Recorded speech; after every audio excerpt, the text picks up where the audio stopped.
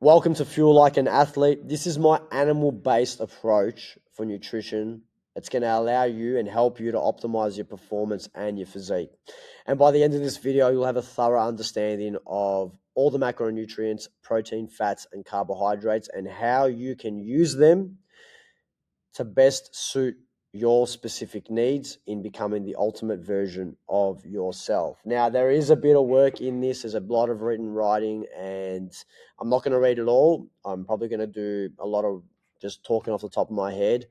You will all have a copy of this in which you can download that you can read in your own time. But I'm just going to go through the main points and just let my mind flow with ideas that I pop up. And that's just the way I like to coach. So protein, first and foremost, I'm sure a lot of you guys have heard of it. If you haven't, well, it's basically the building blocks to our entire body. It's made up of amino acids, and they're used to repair our muscle, support recovery, maintain strength and performance. And it's essential for us. For the training that we do, we break down our body. When we break something down, we need protein in order to replenish and recover and rebuild the tissue to make us stronger and more resilient human beings in general.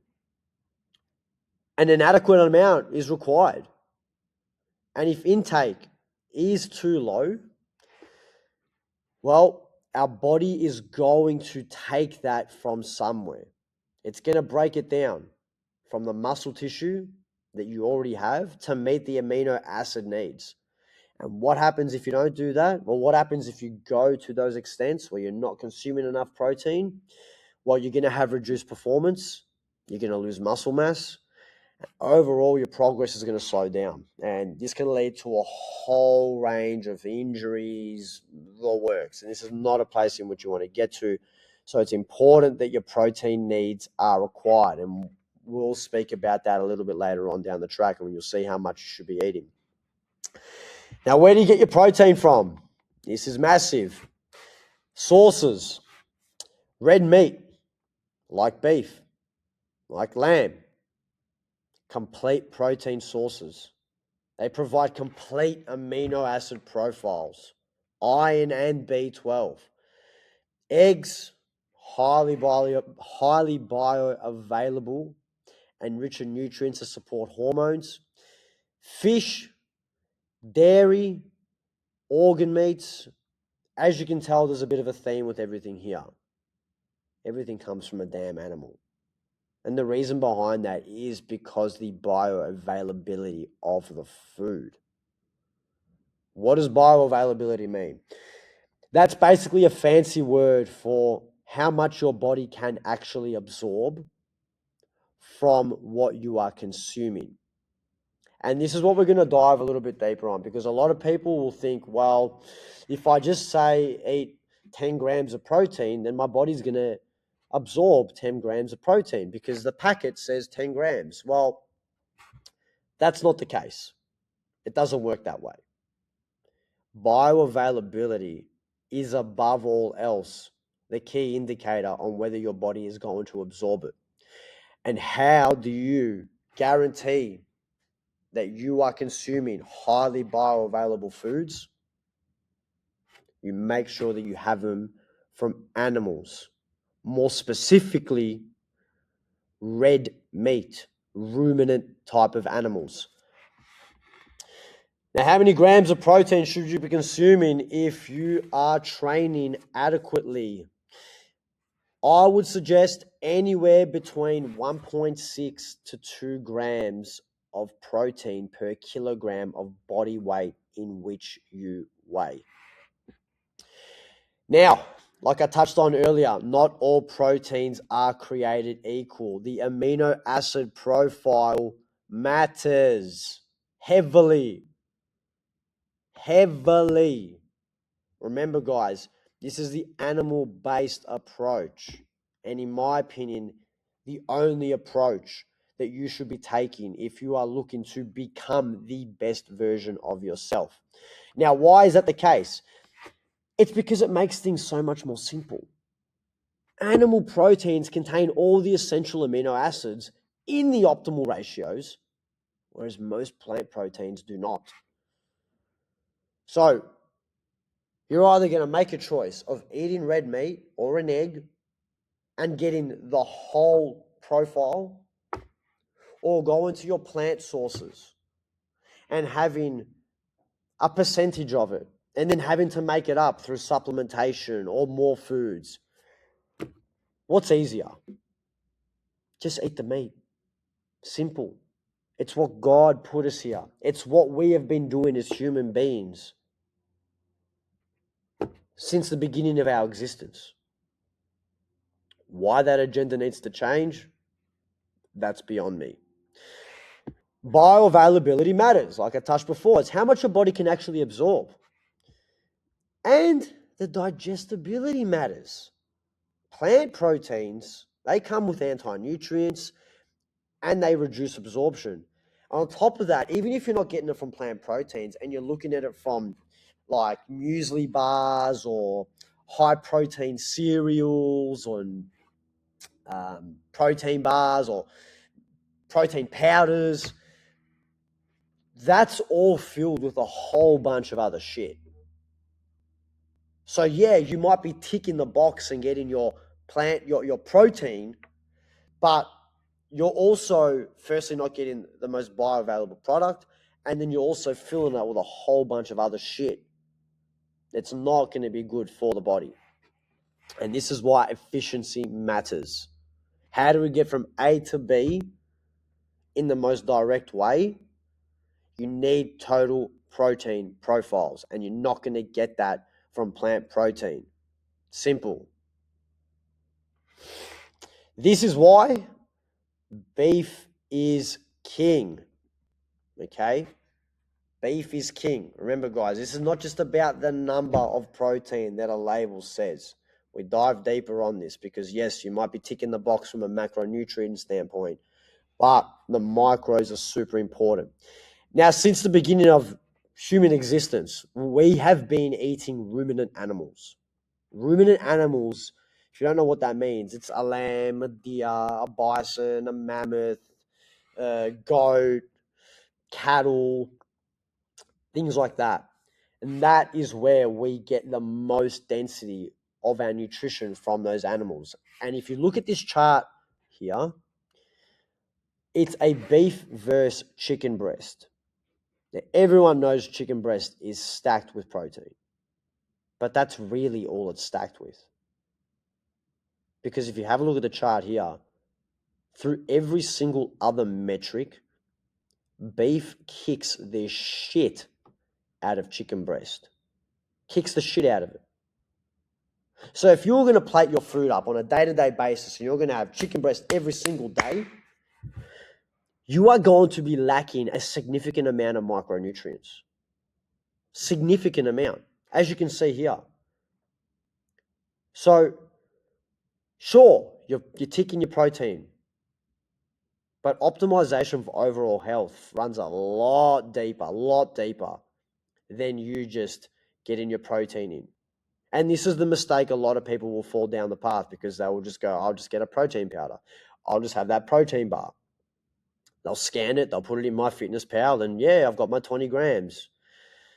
Not the case. Not the case. Sure, it comes up on the data that you're saying you're eating 20 grams. But usually, when you don't have complete amino acid profiles, you're going to have to consume even more protein to make up for what you've missed out on. So there's a lot more that meets the eye than the numbers, guys. Moving on. Fats.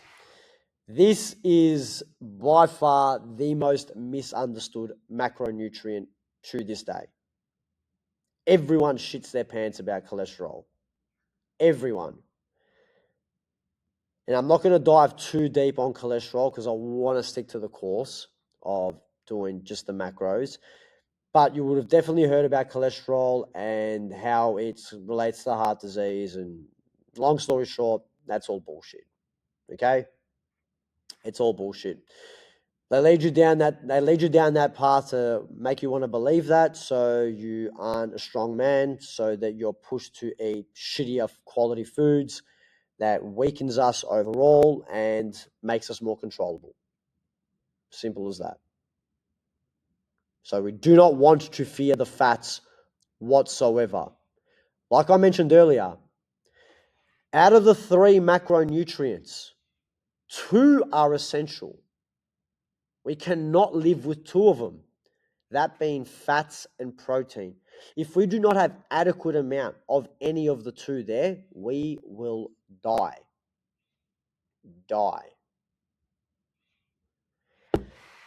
And fats,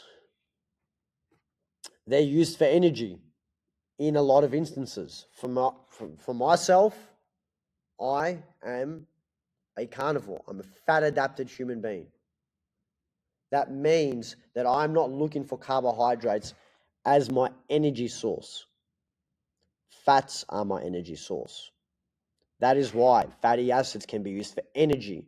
But on top of that, if you are not fat adapted, they are still super important for your hormone production and cellular function. We as men, testosterone is derived from cholesterol. So if you are fearing cholesterol, then my God, that you better fear, or you better get comfortable with not being the best version of yourself. Because the lower your test is, the greater chance that you are going to hate and suck and not want to do anything in your life. People are literally injecting testosterone to optimize their life. It is well known that testosterone is beneficial for us as men. So if you want to lower it, stay the fuck away from saturated fats. Now, what else do fats do? They provide a long-lasting, stable energy, especially during low to moderate intensity work. So steady state cardio, walking, things like that. Fat's going to be your primary fuel source. There you go. Next point, supports testosterone and overall health. And as well with a bunch of other stuff, it helps regulate your appetite, reduces cravings. And with a low fat intake, it can lead to low energy, poor recovery, hormonal issues, constant hunger. No fat intake will lead to death. Fat is so important, guys. We've gone through many years, in fact, decades of scrutinizing it, making everyone shit their pants about it. Whereas once upon a time, eating fat was the prized possession. Bring that back, we bring our health back. And this is what I want to deliver with you guys so you can fully understand that fat is not the enemy, especially animal fats. Now, where can we get it from? Mostly animal fats, guys. Red meat, like beef and lamb, saturated fats and cholesterol. You get it from your egg yolks. Don't be throwing out the yolk. It's the best part. If you're going to sit here and just eat egg whites, you're just having pure protein. You're missing out on the nutrient profile. And, people that do that don't quite understand nutrition and the complexity behind it, because all they do is look at a number, macronutrient, which, although it's super important, it's really just surface level, nutrient or nutritional education. It's so much more. And as you get older, you'll start to understand that this plays a bigger and bigger role for you. Back when you're in your early 20s, you can get away with it. You're not going to, the body's very resilient.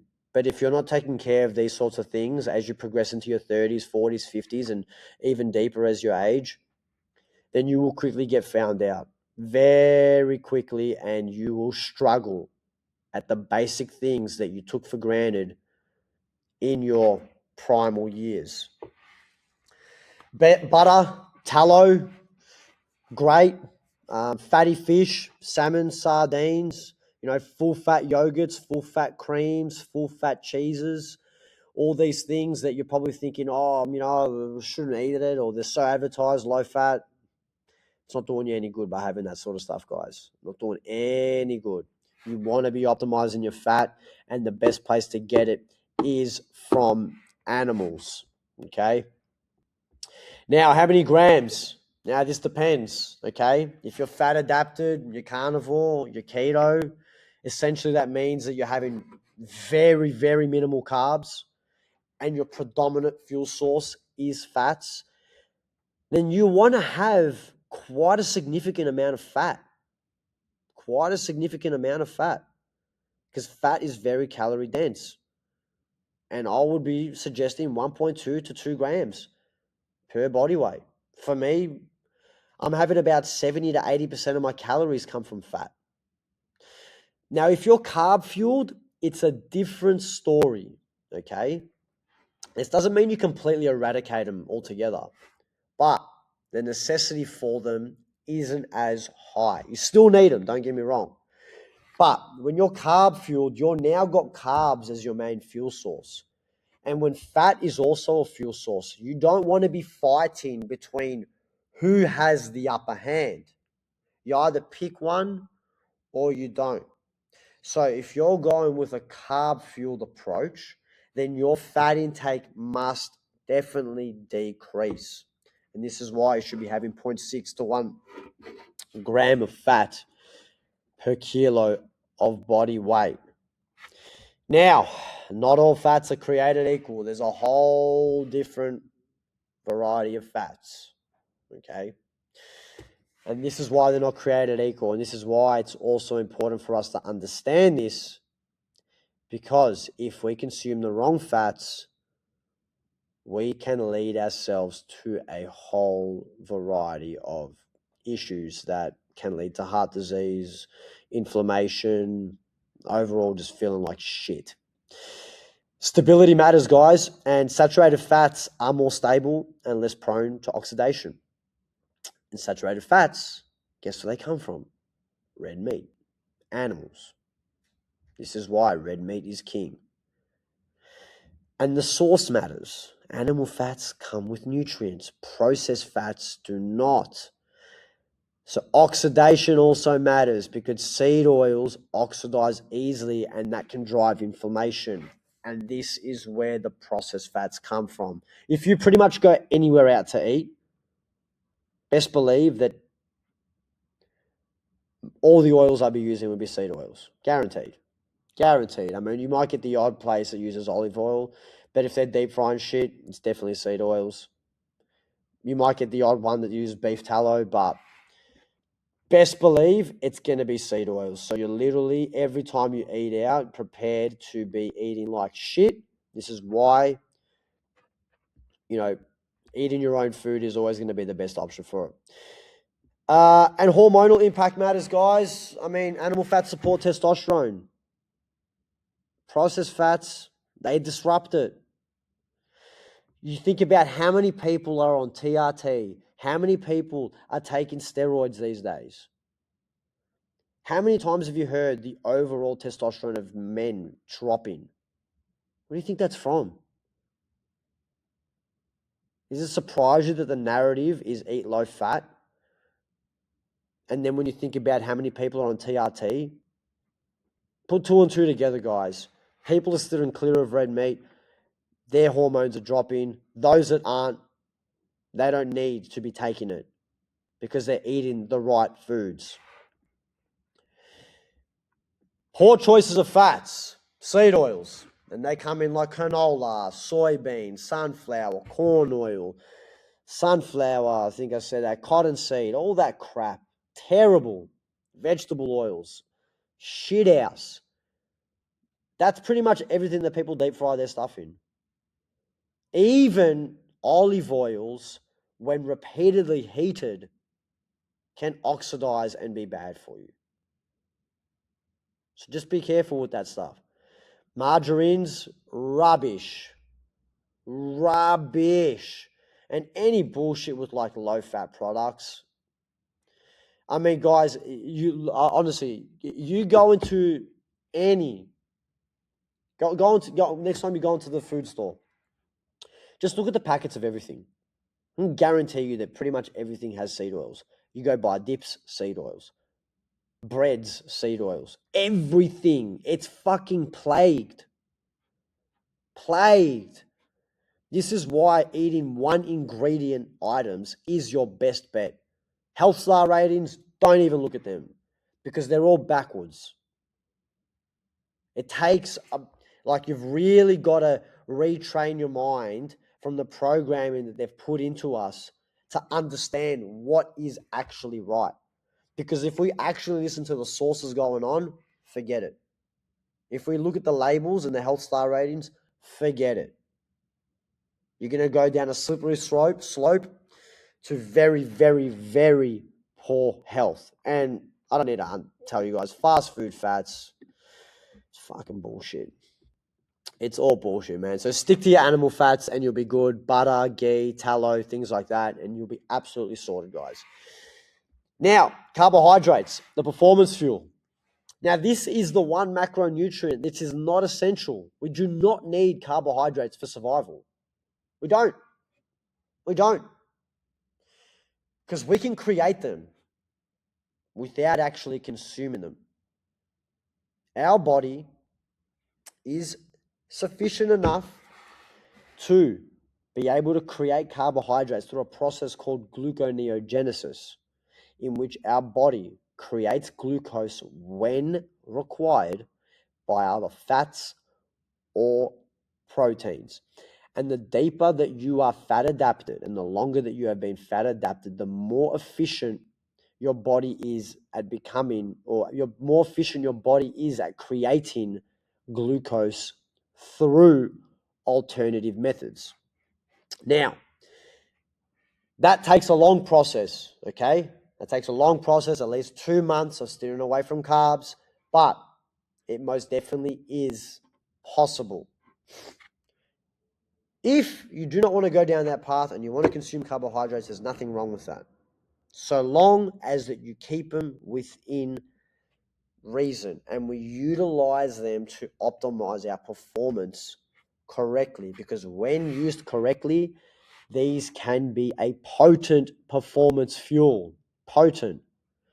The problem that we have is that people are so addicted to them because carbohydrates, they taste amazing. And what they do to our brain torches it up, gives us dopamine signals that we can't control. That's where the addictive properties come into play. And this is why human beings will and do get addicted to carbohydrates, which has essentially led to another reason as to the health implications that we all face as human beings. So let's break down carbs. Carbs are broken down into glucose, which is used for fast energy and high intensity output. Now, this glucose is stored as glycogen in the muscles and liver, and this fuels all our athletic performance-based movements, usually high intensity outputs like sprinting, jumping, and repeated efforts. But if you're going to go for a walk, you're going to do some mundane sort of activities, then this is where, like I mentioned before, you're going to be tapping into your fat as fuel. And if you're using carbohydrates, it's essential for peak performance, but it's not essential for survival. When used correctly, it can enhance performance and recovery. But don't get me wrong, overuse or mistimed can lead to energy crashes, fat gain, and dependency because of its addictive properties. So you've got to use with precaution here, guys. The problem I have with carbohydrates is they can be found in practically everything like seed oils, and a lot of people confuse using carbs as a way of just essentially balancing out their addiction that they have for them and picking poor carbohydrate sources. If you're going to go and use carbs, I prefer you use the sources that I have labeled here. In fruit, honey, dairy, root vegetables, white rice. Essentially everything in which God has put on this planet Earth. None of that processed shit. Okay? Now, these are a mix of low GI and high GI carbohydrates. And the difference between low and high is essentially how quickly this gets absorbed and utilized for your body to use for fuel in performance.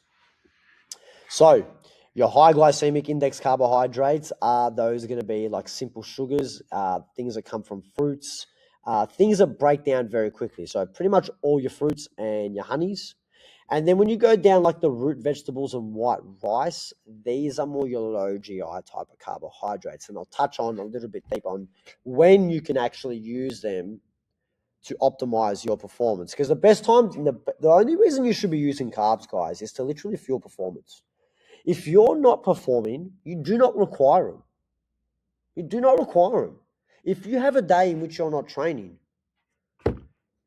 you don't need carbs because carbs are there for high intensity outputs, not for you just to go for a walk, not for you just to eat because they taste good. Food is our fuel for performance. And if we're looking to perform the best we can, why are we filling up our bodies with carbohydrates when we are never going to actually use them on those days? It's stupid. So don't do that. How many grams should we be consuming? A fat adapted athlete, 0 to 1 grams per kilo of body weight. And that's if they decide to do it. Okay. It's not essential, but that's if they decide. And these are only around intense training or games. If you're going to the gym and you're just doing some like strength training, I don't believe that you need carbohydrates. It's not intense enough.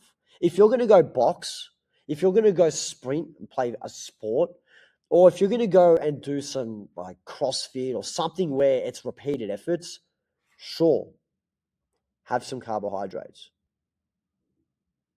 But more often than not, you won't have to if you are just doing some strength training and you're keeping your rep ranges between that 4 to 8 rep. Now, if you are a carb-supported athlete, then the requirements are different, okay? And this is where you'll be having 2 to 5 per kilo of body weight, and that will depend on the intensity and the volume of your training. But this is how you should structure it, a general rule of thumb. And those guys that are working with me one-on-one, you'll have this all broken down. But for those that are just in the course, then, take this as a general rule and, kind of experiment as to what will best work for you.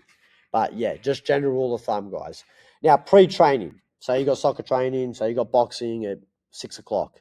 Then 2 to 3 hours prior, you want to be having carbs up to about a gram per kilo of body weight in the slower digesting form. And that would be rice, potatoes, pumpkin, sweet potato, something of that nature. And the purpose for that is to top up your glycogen and set a foundation for performance, okay? Because they're slow releasing. As we close the gap to our actual training session or match day, this is when we want to start having the more simple carbs. And that will be in bananas, honey, juice, dates, things like that. And we want to be having about 0.25 to 0.5 grams per body weight, per kilo of body weight. And this is basically going to provide that immediate fuel, wake us up, and increase that power and speed. So when we get into the session, it's, we're there, we're rocking, okay? There's no holding back. After training or after game, this is the protocol you should be going by. And the examples are a combination of fruit and meat, rice and meat, potatoes and meat. And the purpose is to refill the glycogen stores in which we've exerted. Reduce cortisol, which is basically going to hold us back from being stressed, improve recovery, and prepare for the next session. That might be the next day.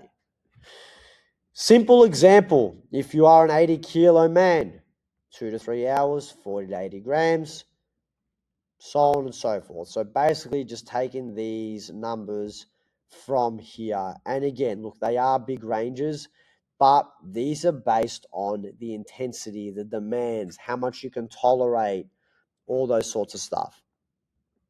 Now, just like fats and proteins, not all carbs are created equal. And I touched on this a bit earlier, and this is the problem that I do have with carbohydrates, because people will just eat a carb because they're just looking at it like, well, I need 10 grams of carbs, so I'll just eat a cookie. But what else is in that cookie? Bullshit. And we don't want to be consuming that. The source matters. Whole food carbs outperform processed sugars. Okay? Digestion matters. Fruit and honey digest cleaner than processed foods. Okay? There's a process behind the processed foods. It's filled with shit. There's no micronutrients. And overall, your digestion is going to be so bad. You're probably going to be bloated. You're just not going to be feeling right. Okay? This is why we can't just be looking at macros. Micros are important. And if you stick to a whole foods, basically a whole foods approach, you're fucking sorted. You're absolutely sorted. Timing matters. Carbs should be used around training, not all day. So in the instance I gave before, if you're training at 6 o'clock, there's no need for you to wake up and have carbs. No need. Get up, fast, or just have proteins and fats. And have your first carb source at lunchtime or 2 to 3 hours prior. You don't need to get up, have carbs. Then 3 hours later, have carbs again. Then an hour before training, carbs again. Then after training, carbs again. And then for dinner and for dessert, carbs again. It's a slippery slope. Constantly spiking your insulin. Pancreas is working overload. And you might be healthy and in shape, but you're well on your way to becoming a pre-diabetic, even if you're a high-performing athlete. So don't get caught up in that. I get it. They're addictive. You want to get up. Your mates, they're eating cereal because they're eating their carbs. That's what they're told to believe. Long story short, guys, it ain't going to be helping you whatsoever. Insulin response matters. What causes insulin? Carbohydrates. So constant spikes is going to lead to crashes. This is why people need to keep topping up. Wake up. No, these kids have ADD. They don't have ADD. They just get up and they're eating Milo cereal first thing in the morning. What happens there? Blood sugar through the roof. 2 hours later, it crashes. Then they can't concentrate. And they're bouncing off the walls. They need more carbs to pick them back up. And then the cycle just constantly repeats all day. This is why the efficiency matters and targeted carbs improve performance. Random carbohydrates, they reduce it. Okay? Whole foods approach is going to be your best bet.